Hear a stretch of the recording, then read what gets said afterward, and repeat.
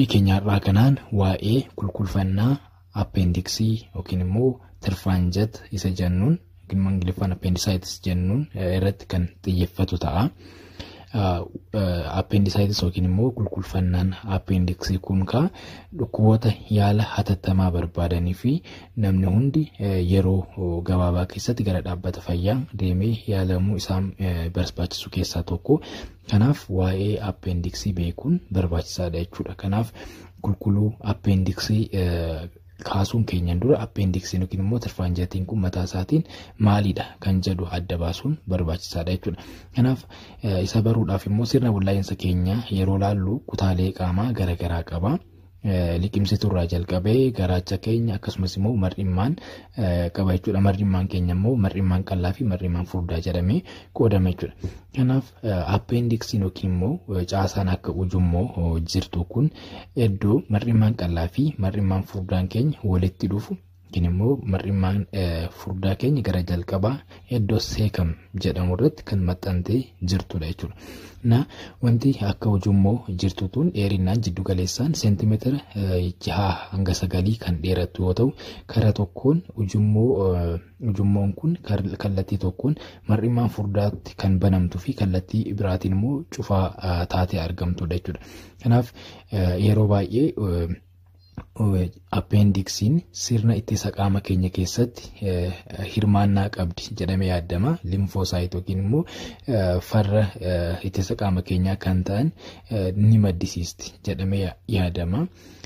Kanaaf namoota hunda irratti ni jirti, garuu immoo nama tokko tokko irratti ujummoon appendiksii kun kulkuluudhaan yookiin immoo madaa'uudhaan rakkoo fayyaa uumuu dandeessi jechuudha. Keessattuu immoo appendiksiin kun kan baay'inaan uumamu namoota umrii jiddu galeessa umrii isaanii umrii 10 hanga 30 gidduu jiru waggoottan kurnan gara jalqabaa jiran keessatti kan heddummaatudha. Kanaaf namoonni umrii kana keessa jiran carraan rakkoo appendiksii yookiin kulkulfannaa appendiksii kana qabaachuu danda'u jechuudha. Sababoota isaa yoo laallu immoo maaliif appendiksiin kulkulfannaadhaaf saaxilamte yookiin immoo maaliif appendiksiin kun gara rakkoo fayyaatti jijjiiramuu dandeessi kan jedhu yoo laallu, akkuma sila jennee appendiksiin kallattii tokkoon mar'immaan furdaatti banamti, kallattii biraatiin immoo ujummoo cufaa taateedha. Kanaaf ujummoon kun kallattii mar'immaan furdaa banaan kallattii mar'immaan furdaatiin jiru sun yoo kan cufamu ta'e rakkoon kulkulfannaa kun uumamuu danda'a jechuudha. Normaalii appendiksiin kun dhangala'aa mukas jedhamus kan maddisiistuu fi dhangala'aan kunis gara mar'immaan furdaatti kan bahu yoo ta'u, yoo mar'immaan yookiin immoo yoo ujummoon appendiksii kun sababa garaagaraatiin cufamtu ta'e mukasiin yookiin immoo dhangala'aan isheen maddisiistu sun achi keessaa bahuu hin danda'u, akka kufamu taasisa.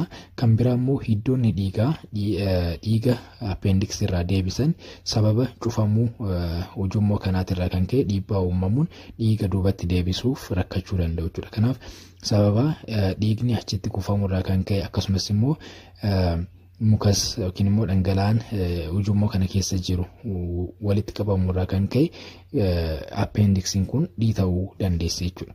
Dabalataan immoo sababa cufamuu kanaan baakteeriyaan garaagaraa akka wal horan haalli mijataan ni uumamaaf jechuudha. Haalonni kun infilaameeshinii yookiin immoo kulkulfannaa appendiksii fiduu danda'u jechuudha. Kanaaf wantoonni ujummoo appendiksii cufuu danda'an wantoota garaagaraa ta'uu danda'a. Bobbaa namootaa ta'uu danda'a yookiin immoo sagaraan ujummoo kana keessatti goguudhaan cufamuu ujummoo kanaa fiduu danda'a. Akkasumas immoo wantoonni garaagaraa cirrachas ta'uu danda'a, wantoonni nyaata wajjin seenanis cufamuu ujummoo kanaatiif sababa ta'uu danda'u. Akkasumas immoo wantoonni naannoo sana rakkooleen fayyaa naannoo ujummoo kanaa jiran kaansarii ta'uu danda'a. Wantoonni kunniin yoo ujummoo kana cufan ta'e sababa cufamuu ujummoo kanaatiin kulkulfannaan appendiksii ni uumamaa jechuudha. Kanaaf haalonni kun rakkoo kulkulfannaa appendiksii fiduu danda'u jechuudha. Dabalataan kan wanti ilaallu wanti as jalatti ilaallu namoonni rakkoo appendixii kana qaban yookiin immoo qulqulfannaa appendixii kana qaban haala kamiin mallattoo isaanii ofirratti arguu danda'u, mallattoo akkamii ofirratti arguu danda'u kan jedhu ilaalla jechuudha. Kanaaf namoonni rakkoo qulqulfannaa appendixii qaban yookiin immoo tinfaanjatii kana qaban tokkoffaa dhukkubbiin garaa isaanitti dhaga'amuu danda'a jechuudha. Dhukkubbiin garaa kunis yeroo baay'ee naannoo handhuuraa irraa jalqabee gara harka mirgaa fi gara gadii kan deemu ta'a jechuudha. Namoota baay'ee irratti turtii sa'aatii 4 hanga 6 gidduutti dhukkubbiin naannoo mar'imaanii jiru kun gara harka mirgaa gara gadii handhuuraa gaditti iddoo appendiksiin argamtu kanatti kan deemu ta'a jechuudha. Kanaaf namoonni dhukkubbii naannoo handhuuraatti irraa jalqabee gara harka mirgaa gara gadii handhuura isaaniitii gadi mul'atu yoo qabaatan rakkoo qulqulfannaa appendixii ta'uu akka danda'u shakkuun irra jiraata jechuudha. Dabalataan immoo namoonni qulqulfannaa appendixii qaban fedhii nyaataa isaanii garmalee gadi bu'uu danda'a. Namoonni hanga persentii 75 fi sanaa ol ta'an rakkoo kana yeroo isaan mudatu fedhii nyaataa isaanii garmalee gadi bu'uu danda'a jechuudha. Kan biraa immoo namoonni rakkoo qulqulfannaa appendixii qaban miira ol jechisiisuu yookiin immoo miira lolloojuu isaanitti fiduu danda'a jechuudha. Mallattooleen kunniin jiraachuu danda'u. Dabalataan immoo dhukkubsattoonni qulqulluu appendixii ho'i qaama isaaniitillee dabaluu danda'a jechuudha. Mallattooleen biroos kan akka baasaa darbee jiraachuu danda'u jechuudha. Keessattuu garuu mallattoon akka dhukkubbii handhuura irraa jalqabee gara harka mirgaa gadi deemu akkasumas immoo fedhii nyaataa dhabuu ol jechisiisuu fi yaaduu yookiin immoo ol jechisiisuu akkasumas immoo ho'i qaamaa yeroo baay'ee ni jiraatu jechuudha. Kanaaf namoonni mallattoo kana ofirratti argan yeroo gabaabaa keessatti gara dhaabbata fayyaa deemanii ilaalchisuun hin barbaachisaa jechuudha. Kanaaf dhaabbata fayyaatti immoo turtii isaa waliin wal qabatee haalli qulqulfannaa appendixii erga ilaalameen booda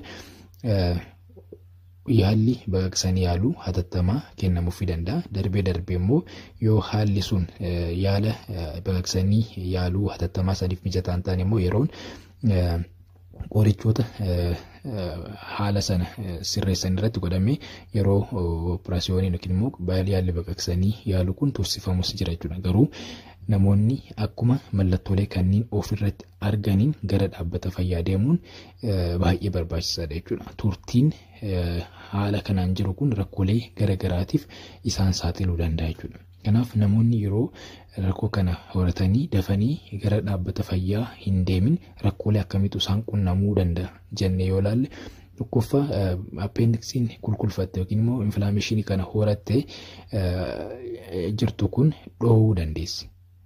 Yoo kan dhootu ta'e immoo wantoonni yommuu sana keessa jiran garaa keenyaa waan bahuu dandaniif qulqulfannaan kun gara qaamota garaa keenya keessa jiran biroo deemuu danda'a jechuudha. Haalli kun immoo namoota sanarratti miidhaa cimaa geessisuu danda'a jechuudha.